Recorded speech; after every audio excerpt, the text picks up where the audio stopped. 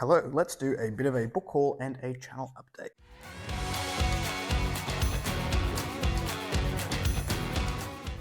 Hello everyone, welcome back to A Fictional Escapist. My name is Kris, and today's video is going to be a quick book haul just from stuff that I have accumulated over the last couple of months. It's not a great deal, and also a bit of a channel update, which I've been contemplating doing versus not doing, about what's been happening on the channel, what you can expect going forward, and where you can find me if you're looking for other, non-bookish content. So, I will start with the book haul just because that tends to be what people are interested in. And if you don't care about the channel update, completely fine. Understand it. You can drop off at the halfway point. Neither of these things are going to be very long because I don't have all that much.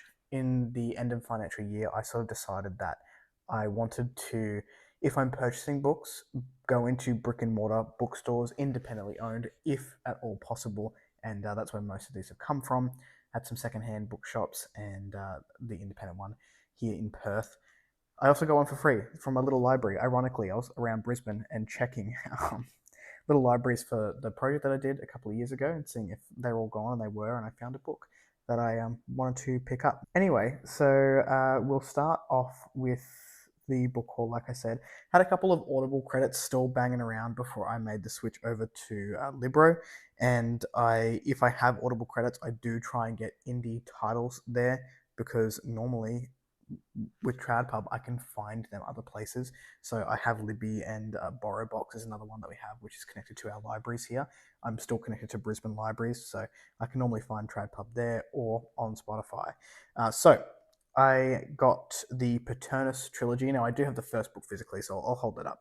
This is by Dirk Ashton, and I want to say this is like mythology, progression, fantasy. I may be talking my ass. It's been a very long time since I bought this book. But they had the trilogy on Audible for one credit. So I picked that up. I don't know when I'm going to get to it, but I'm very intrigued because the dark is quite, well, you can kind of see it. We've got like animal beasts in the back. And if you know anything about Alpha, that is something that I quite enjoy reading and writing about. So I picked that one up. I also picked up Falling into Oblivion by Aaron N. Payne. Was pretty quick after the end of financial year, so potentially I've already spoken about that one, but I'll put the cover up here anyway. Read that one, really enjoyed it. We'll listen to that one and really enjoyed it. I also picked up, I think there was an indie narrate sale, and I've been curious about Nick Snape's work, and has either just released or is about to release a third book in another series. And I've been reading a bunch of like space opera. Not my favorite genre, but I'm curious about more indie space opera. So I picked up The Wrecking Squad, which is book one, and Butcher's Folly, which is book number two. So I picked those up in the indie narrate sale, whatever platform that happened to be on. I don't know whether it was Kindle or Kobo. I I want to say Kindle from memory, but that was a little while ago. So those are the only digital purchases that I've made. The rest have been physical, and some of these were for my birthday. So we'll start with the one that I picked up at the little library. This is The Watcher of the Dead. This is book 4 of The Sword of Shadows by J.V. Jones. I read the Baker's Boy trilogy. What's it called? The Book of Words trilogy a couple of years ago. I really enjoyed it. I believe the 5th book of this is off with the editor and will be releasing soon. I have books 1 and 2. I found this. It's in very good condition. So I picked this up, and I will buy book 3 at some point. Potentially a 2026 read, I'm not sure. I'm definitely in that mindset of starting to make next year plans though. When I went to a secondhand bookshop, I've been collecting the Jenny Wirtz books very slowly. Some of my friends like swear on this series, and I found book 1 early this year, so I bought book 2 of the I don't know what the series is called. Anyway, book 2, The Servant of the Empire by Raymond E. Feist and Jenny Wirtz. I have book 1. I have heard by several sources that you don't need to read the Riftworld saga or get into this trilogy. You can just read this trilogy, which is probably where I'll start with Raymond D. Feist. I do have like The Magician, is it a quartet? Whatever those books are. I do have the first 3. I'll read them at some point, but potentially, like, I love Jenny Wirtz's writing so much, one of my favorite authors, so potentially that is the one that I will start with. Also, a secondhand bookstore, I picked up in very good condition The Fall of Hyperion by Dan Simmons. Likewise, these two also came from that same bookshop. This is just a little bookshop we found in Adelaide when we were there. So I found the Wind Up Girl. This is by Pablo uh, Bacigalupi.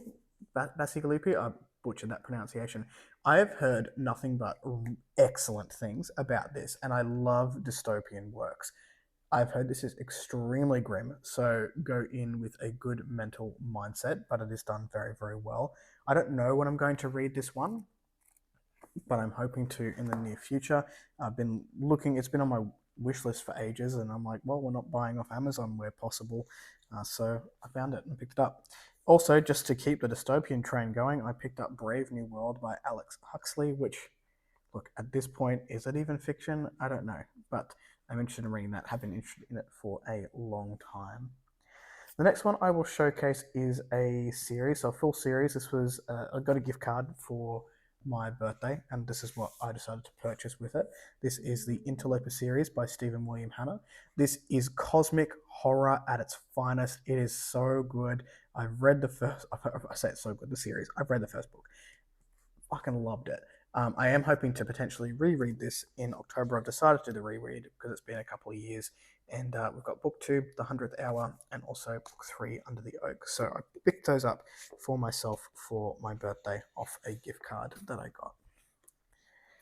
To change pace a little bit, I picked up Voyage of the Damned. This again was on an Adelaide trip. I've shown these in vlogs before. The books that I got on that trip. This is, I want to say, male, low fantasy, low romance. When I feel that, because sometimes I do crave a bit of low fantasy, male romance on occasion. So that is there for the next time I want to pick that up. I've just finished Leviathan Wakes by James S.A. Corey, so I picked up book 2, which is Caliban's War. I think I'm going to read this the same way I finished reading Leviathan Wakes, which was I would like read some chapters physically and I would do some chapters on audio and just like read it quickly. I think I made a mistake spending so long reading the book with the first one. So I'm willing to give this up to 3 books for the series. So I've got the second one there. I've been hearing really good things about The Bone Raiders by Jackson Ford. Yeah, Jackson Ford. This is his fantasy. I think the other series that I've got 2 books from him, and I think they're urban fantasy. They're a little bit weird and wonderful. This is more sort of Motley Crue. We've got some cool looking tribe there with a dragon in the background. He was just in Sydney at Galaxy Bookshop, which if you've been to Sydney and not been to Galaxy Bookshop and you're a fantasy or sci-fi fan, do yourself a favor. You spend lots of money in there. And to finish us off on the book haul, I've got a couple of horror books. So this one is Eric LaRocca's first novel. So novel length book. It is We Are Always Tender with Our Dead. LaRocca is an auto-buy author for me. I will buy anything that they put out. I adore their writing. They get to such gritty horror thematics, but they do it in a poetically and beautiful way. This one I've heard is quite divisive because maybe it pushes it too far, but I think that's what horror can do. I think horror, and to an extent sci-fi, philosophical sci-fi, can really push those thematics and make you think. Whether you want to be comfortable or not is completely up to you with your experience. And the last one that I got was Meet Me at the Surface. This is by Jody Matthews. I know very little about this, but I read the blurb and it has an endorsement by Jeff Vandermeer, who I quite like as well for his thematic, very deeply philosophical science fiction. Also very unsettling from what I've read so far of Vandermeer's work. So I picked it up, did that thing where I picked it up a couple of times and then kept walking past it and then just picked it up again. So I ended up buying it. Those were all the books that I have picked up. So we'll transition across to a very quick channel update for anyone who is interested. And for those who aren't, peace. Thank you for hanging out. Okay, update. So it's been no secret that I've been struggling a little bit with life this year. It's probably been my worst mental health year that I've had in a very, very long time, and I couldn't quite put my finger on it. I'm still not completely sure as to why. It's been a not fun year for me mentally, but I think part of it is stemming from I'm a creative person and I'm being pulled in a lot of different directions here. I need stability and I need the routine, and it didn't feel like I was getting that with YouTube and BookTube, but I didn't necessarily want to go away because I enjoy doing this content. So what I'm going to be doing for at least the foreseeable future is keep a similar formula to what I've been doing over the last few months. It seems to be working. I'm definitely feeling myself in a much more positive mental health space. Now that has got things to do with that has also got other aspects to it, such as diet and exercise and all those good things that I'm working on now. But I've had some clarity around where I want the channel to be and how I can get to flex my creativity elsewhere. So feeling bogged down, but also not inspired to do anything new, or the things that I wanted to do wouldn't fit into this platform. And I don't fancy making a billion other platforms, and I know that people are here for book content. So how do you find that balance? I also have a podcast with a friend, Ryan, who we wanted to expand Genre Blender to be something other than just a podcast and to have a channel. Our audience, as small as it is, seems to be growing on YouTube the quickest, and there are different things that we want to do. And again, trying to think of ways to not create more work for ourselves. And I will say that all I do for that podcast is turn up. And Ryan takes the brunt of all of the editing and getting things right.